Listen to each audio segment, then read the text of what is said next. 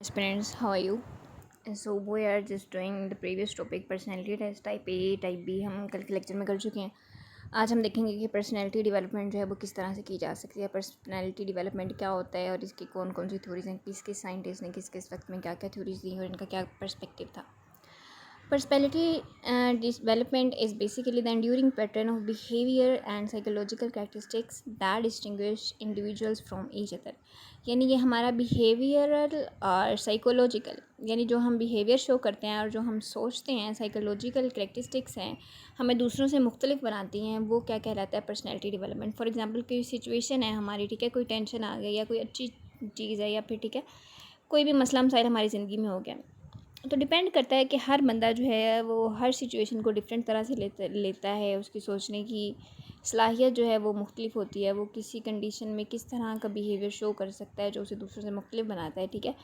तो जैसे for example कोई मसला हो जाता है, ठीक है, तो मेरी कोई और ओपिनियन होगी उस मसले के ख़िलाफ़, किसी दूसरे बंदे की और होगी, किसी तीसरे बंदे की होगी। यानी हर बंदे की जो है अपनी अपनी सोचने समझने की सलाहियत है, उसको यूज़ करते हुए वो अपना बिहेवियर शो करता है, जिसे हम देख सकते हैं कि ये इसकी पर्सनैलिटी है, ये इसकी करेक्टरिस्टिक्स हैं बिहेवियर की, उसकी कोग्निशन की, इमोशनल की, बायोलॉजिकली और इन्वायरमेंट फैक्टर को सबको मिला के।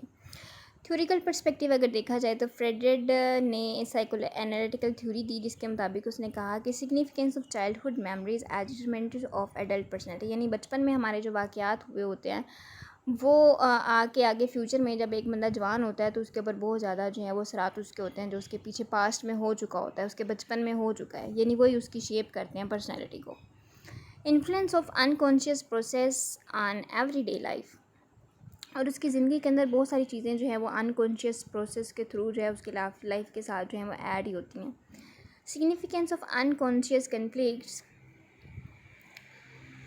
That अंडरलाई human behaviour. फिर सिगमंड फ्रेड कहता है कि ये साइकोलॉजिकल एनालिटिकल थ्योरी का फाउंडर था। इसने कहा कि जब हम ट्रीट कर रहे होते हैं इस तरह के पेशेंट्स को, तो फिर हमें कोलैबोरेट करना पड़ता है और भी थ्योरीज को लगा के, जो कि फ्री एसोसिएशन मेथड है। फ्रेडरिक थ्योराइज जो है उसने पीपल को कहा कि इनकी हम तीनों चीज़ों को डिस्कस करते हैं डिफरेंट लेवल्स पे जाके, कॉन्शियसनेस को, प्री कॉन्शियस को और अनकॉन्शियस को। आइसबर्ग फिनोमेना है जो कि कहता है कि फर्स्ट जो एम्फेसाइज है वो इम्पोर्टेंस है अनकॉन्शियस मेंटल इन्फ्लुएंस की, हमारी डेली लाइफ को लेके, नॉर्मल पर्सनैलिटी को लेके। अब हम बात अगर करें कि इसने जो 3 फिनोमेनास दिए, कॉन्शियसनेस, अनकॉन्शियसनेस और प्री कॉन्शियसनेस, इस प्रोसेस को बोलते हैं आइसबर्ग फिनोमेना। आइसबर्ग फिनोमेना का क्या मतलब है कि सबसे पहले जो हमारा कॉन्शियस एक्सपीरियंस वो होता है कि जो हम जानते बूझते हुए समझते हुए जो है अपना बिहेवियर शो कर रहे होते हैं। फिर आता है प्री कॉन्शियस। प्री कॉन्शियस क्या है कि कॉन्शियस से पहले वाली स्टेज, यानी हम उस चीज़ को पहले समझ रहे हैं उसके बाद बिहेवियर शो कर रहे हैं, यानी कॉन्शियस से पहले वाली जो स्टेज है। और अनकॉन्शियस वो है यानी हमें पता नहीं चल रहा लेकिन वो हो रहा है, खुद ब खुद हो रहा है, ठीक है। For example store house of impulses, wishes, unaccessible memories, ये हमारी स्टोर होती हैं खुद ही। फॉर एग्जाम्पल एक बंदा बाइक चलाता है, ठीक है, पहले जब वो आहिस्ता आहिस्ता बाइक चलाना सीख रहा है तो उसकी पहले प्री कॉन्शियस होती है कि मैंने पहले ये चीज़ दबानी है, फिर रोकना है तो ब्रेक लगानी है, इतने गियर दबाने हैं तो इतनी स्पीड होगी। वो सब कुछ देख देख के पहले सोचता है ना प्री कॉन्शियस में कि मैं अब ये करूँगा, फिर वो कॉन्शियसनेस करते हुए अपने आप को, अपनी सारी हिस्सेस को यूज़ करते हुए, अपने दिमाग को ब्रो कार लाते हुए जो है वो फिर बाइक चलाता है step by step, pre conscious और कॉन्शियस को यूज़ करते हुए। लेकिन आहिस्ता आहिस्ता जब वो ट्रेन हो जाता है बाइक चलाने का, ठीक है, 5 दिन, हफ्ता, 10 महीने बाद जब वो ट्रेन हो जाता है, फिर उसे बार बार देखने की ज़रूरत नहीं है। यानी फॉर एग्जांपल अगर वो कॉल पे भी साथ बात कर रहा है, किसी और बंदे से भी बात कर रहा है, तो वो बाइक फिर भी सही चलाएगा। क्यों? क्योंकि उससे इतनी आदत हो गई है, प्रैक्टिस हो गई है कि वो अगर इतना ज़्यादा फुल फोकस ना भी दे तो फिर वो उसके अनकॉन्शियस में चीज़ जो है वो स्टोर हो गई है, तो वो उसको कर लेता है। Freud was first one emphasize the importance of unconscious mental influences in everyday functioning of normal personality. यानी दिन के अंदर हम बहुत सारे ऐसे काम करते हैं कि जो हमारे अनकॉन्शियस में ऐड हो जाते हैं। जैसे अक्सर लोग कॉल आती है तो उनके अनकॉन्शियस में और जो एक चीज़ होती है कि मैंने पहले जब कॉल करनी है या हेलो बोलना है या अस्सलाम वालेकुम बोलना है, ठीक है, मतलब अगर हम नहीं भी हेलो बोलना चाहते तो हम ऐसे ही फ़ोन कान को लगाएंगे तो हम हेलो बोल देंगे, अगले बंदे को अस्सलाम बोल देंगे। In his earliest publication, The Psychopathology of Everyday Life, Fred suggested that dreams, humor, forgetting, and slips of tongue serve to relieve the psychological tensions of glorifying forbidden impulses or desires. उसने कहा कि जो हमारी unconsciousness है वो हमें दिखाती है, ड्रीम्स दिखाती है, हमारे ख्वाब भी अनकॉन्शियसनेस के ऊपर, यानी किस चीज़ के ऊपर हम ज़्यादा सोच रहे हैं, टेंशन ले रहे हैं, या कोई चीज़ हमारे रोज़मर्रा की ज़िंदगी के हमारे दिमाग में बैठ गई तो वही चीज़ फिर ख्वाबों की सूरत में भी हम देखते हैं, ठीक है। ह्यूमर में हम शामिल कर लेते हैं, फॉरगेटिंग, अक्सर औक़ात हमें वो चीज़ याद रख रहे होते हैं लेकिन जब वो टाइम आता है तो हमें वो चीज़ भूल जाती है। स्लिप्स ऑफ टंग, अक्सर हम कहते हैं कि मैंने ये नहीं बोलना था, मेरी ज़ुबान से फिसल गया, ठीक है। तो वो चीज़ हमारे अनकॉन्शियस में चल रही होती है, वो इससे रिलेट कर रही होती है कहीं ना कहीं, ठीक है। तो वो हमारी स्ट्रॉन्ग मेमोरी के अंदर चीज़ शामिल हो गई होती है लॉन्ग टर्म में टाइम के लिए। तो जब हम कहते हैं कि ये हम स्लिप ऑफ टंग हो गई है, ठीक है, मतलब मैं कहना नहीं चाहता था लेकिन मेरे मुंह से निकल गया, तो वो क्या है, सब कुछ अनकॉन्शियस का हिस्सा है। द स्ट्रक्चर ऑफ पर्सनैलिटी है, इसने कहा 3 मेजर कंपोनेंट्स हैं, the id, the ego, the super ego. Allama Iqbal भी जो है वो यही कहता है, उसकी भी थ्योरी है उसके अंदर, पॉलिटिकल साइंस के अंदर ये एक अलग टॉपिक है, लेकिन वो भी कहता है कि इंसान की ये तीनों चीज़ें जो है यही मिलकर इंसान की पर्सनैलिटी डेवलप करती हैं। इन तीनों चीज़ों के अंदर इंटरेक्शन होनी चाहिए, कोलैबोरेशन होनी चाहिए, तो एक इंसान की पर्सनैलिटी जो है वो ज़्यादा स्ट्रॉन्ग बनती है। आईडी क्या है, द प्रिमिटिव इंस्टिक्टिव कंपोनेंट, ये जो हम तज्जिया करके चीज़ देखते हैं, ठीक है। प्लेयर प्रिंसिपल, प्लेयर प्रिंसिपल क्या है, it demands immediate gratification of urges, यानी जो हम हमारी ख्वाहिशात हैं उसको देखते हुए। Externally circumstances, new born infants basic biological impulses like eating, drinking, sleeping etcetera, यानी जो हमारी बेसिक नीड्स हैं। ईगो, ईगो क्या है, खुद ही, आपको पता है इलामा इकबाल की सारी शायरी भी जो है वो ईगो के ऊपर है, खुद ही के ऊपर है, ठीक है। तो इसको हम देख लेते हैं कि फ्रेड क्या कहता है। डिसीजन मेकिंग, यानी जो हमने फ़ैसला करना है वो भी हमारी पर्सनैलिटी को बहुत ज़्यादा मोल्ड करता है। रियलिटी प्रिंसिपल, उसने कहा कि seeks to delay gratification ideas urges until opponents outlets and situations can be found. Ego strives to avoid negative consequences, punishments, aims to achieve goals. Super ego क्या है कि the moral component of personality we जजेस whether claims right और, यानी हमारी वो सलाहियत, यानी हमारा नफ्स या ज़मीर आप कह लें कि हमें वो, हम कोई भी काम करने लगते हैं तो हमें बताता है कि ये अच्छा है या फिर नहीं अच्छा है। Next point is anxiety and defence mechanism account to Freud. ये कहता है कि 4 स्टेजेस हैं जिसके थ्रू हम अपनी एंजाइटी को, अपने डिप्रेशन को जो है वो रिड्यूस कर सकते हैं। First is depression, it works to push unacceptable ideal impulses out of awareness into unconscious mind.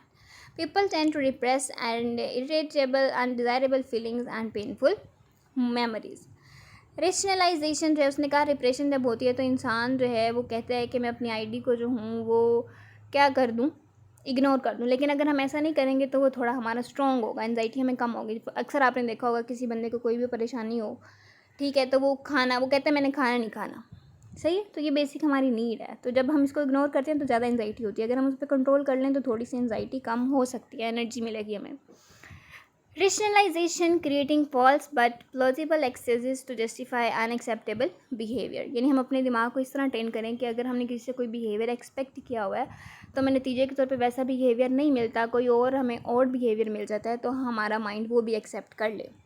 अगर हम वो एक्सेप्ट कर लेंगे खुशी खुशी तो फिर हमें एनजाइटी नहीं होगी। Displacement, diverting unacceptable emotions frequency from original source of substitute target, यानी फिर हम क्या करें जी, उस चीज़ को क्या कर दें, इग्नोर कर दें, ठीक है। फॉर एग्जांपल यहाँ पे लिखा हुआ है an employ yelled at by his boss yelled at his wife, यानी उन्होंने कहा एक बंदा जो है एम्प्लॉय है वो क्या करता है, चीखता है अपने बॉस के ऊपर, जैसे घर में वो अपनी बीवी के ऊपर भी चीखता है। प्रोजेक्शन, यानी उसने कहा है कि वो बदल देता है मुतबादल, यानी फॉर एग्जांपल कि एक बॉस ने उसके ऊपर चीखा है, ठीक है, तो उसने उसका गुस्सा जाके किसी और पे निकाल दिया। प्रोजेक्शन क्या है, attributing one own shortcomings at false वदन, यानी उसमें अपना कोई नुक्स है, कोई खामी है, तो वो अपने आप को बचाने के लिए किसी दूसरे को इल्ज़ाम दे देता है कि इसमें ये नहीं है, तो इससे भी जो है उसकी एंजाइटी कम हो जाती है थोड़ी सी। Sublimation, unacceptable impulses transfer into socially acceptable action. For example एक औरत है, ठीक है, वो डिस्ट्रेस है, अपने उसके शोहर ने उसको धोखा दिया, ठीक है, तो वो उसको सोचने की बजाय, बार बार सोचने की बजाय कि मेरे हस्बैंड ने मुझे धोखा दिया है, ये वो, रोने पीटने लग जाए और बस उदासी में चली जाए, उसकी बजाय बल्कि वो अपना जो है वो चेंज कर ले, अपना ध्यान वो सोशल वर्क में आ जाए, ठीक है। Reaction formation, behaving in a way that is the impact opposite of one's time feeling. For example, a criminal becomes a social reformer. Regression, behaving in a way characteristic of behavior developmental level, like reinventing the previous experience into give player in the time of anxiety. यानी जब आपको परेशानी है तो आप जो है वो परेशान रहने के बजाय जो है वो खुश रहने लग जाए। अक्सर आप लोगों को देखा होगा कि वो जब ज़्यादा डिप्रेशन में होते हैं तो ज़्यादा खुश रहने लग जाते हैं, ठीक है। तो ये एक तरीका है एंजाइटी को कम करने का। साइकोसेक्सुअल स्टेजेस पर्सनैलिटी डेवलपमेंट की क्या है? फ्रेड कहता है कि believe that basic foundation of an individual personality is establish by the age of 5, यानी 5 साल की उम्र के अंदर जो है उसकी सेक्सुअल स्टेजेस जो है उसकी कंप्लीट हो जाती हैं। 5 distinct psychological stage, at each stage different part of body more sensitive to sexual excitation. He designated other stages on one, anal, gentle, and so on. Psychosocial stages are developmental periods which are characteristic sexual things. Too much or too little gratification at any particular stage leads to harmful consequences later in life. So yes, different stages: the oral stage, anal stage, phallic stage, latency shape, and genital shapes. Oral stage उसने कहा कि शुरू होती है जब बंदा पैदा होता है तब से लेकर 18 साल तक। इसके अंदर बच्चा जो है वो चाहता है कि मुझे जो है तवज्जो मिले, ठीक है, और वो हर चीज़ जो भी देखता है उसे मुंह में डालने की कोशिश करता है, बाइटिंग, सकिंग, च्यूइंग, ठीक है। Fixation leads to excessive eating, तो नतीजे के तौर पे क्या होता है, बच्चा ज़्यादा खाता है, ज़्यादा ही खाता है ना। आपने देखा होगा बच्चे को हर घंटे बाद, आधे घंटे बाद भूख लगी होती है। फिर एनल स्टेज जो है वो 18 महीने से लेके 3 से 4 साल तक की उम्र में होता है। इसमें बच्चा जो है वो क्या होता है, एक्सपीरियंस कर रहा होता है कि मैंने वॉशरूम किस तरह से जाना है, ठीक है, मैंने खुद अपने आप को धोना किस तरह से है, कंट्रोल किस तरह से करना है अपना वॉशरूम, ये सारी चीज़ें जो है इस स्टेज पे आके होती हैं। फिर फेलिक स्टेज, इसमें 3 से 4 साल से लेके 5 से 6 साल तक के बच्चे शामिल हैं। जेनिटल्स जो है इसके ऑर्गन जो है वो प्राइमरी सोर्स होते हैं प्लेयर के, मेल में भी फीमेल में भी, ठीक है। सेल्फ स्टिमुलेशन जो है वो उनको एंजॉयबल लगती है। फिर लेटेंसी स्टेज है 5 से 6 साल की, इससे लेके प्यूबर्टी तक। प्यूबर्टी की आपको पता है बलूगत की एज है। चाइल्ड जो है वो रिप्रेस करता है अपने इंटरेस्ट को, सेक्सुअली जो है वो ज़्यादा एक्टिव होता है इस स्टेज में। फिर जेनिटल स्टेज है, ठीक है, ये प्यूबर्टी के बाद की स्टेज है। इसके अंदर क्या है, प्लेयर जो है again focus on genitals, it previous conducts restored person can develop maturation long time, ठीक है। फिर है जी इवेल्युएशन क्रिटिकल एनालिसिस, अगर हम इसकी करें थ्योरी की, lake of scientific data evidence है, बिगेस्ट ऑन अनडिजनेबल एब्सटेंक्शन है इसकी, फ्रेड की ये वाली थ्योरी जो है 5 स्टेजेस की। No clear prediction, manifestation of development difficulties like anal stage, messy need, limited and specific population study group, ठीक है। तो ये सारा जो है इसकी एनालिटिकल थ्योरी है। नेक्स्ट जो है second trade theory of personality, ये हम जो है नेक्स्ट लेक्चर में करेंगे। तब तक के लिए यहीं पे ही आप इसको करें यहाँ तक। और आप लोगों ने अभी तक मेरा चैनल सब्सक्राइब नहीं किया था कॉम्पिटिटिव स्कॉलर, तो काइंडली इसको सब्सक्राइब करें, ठीक है।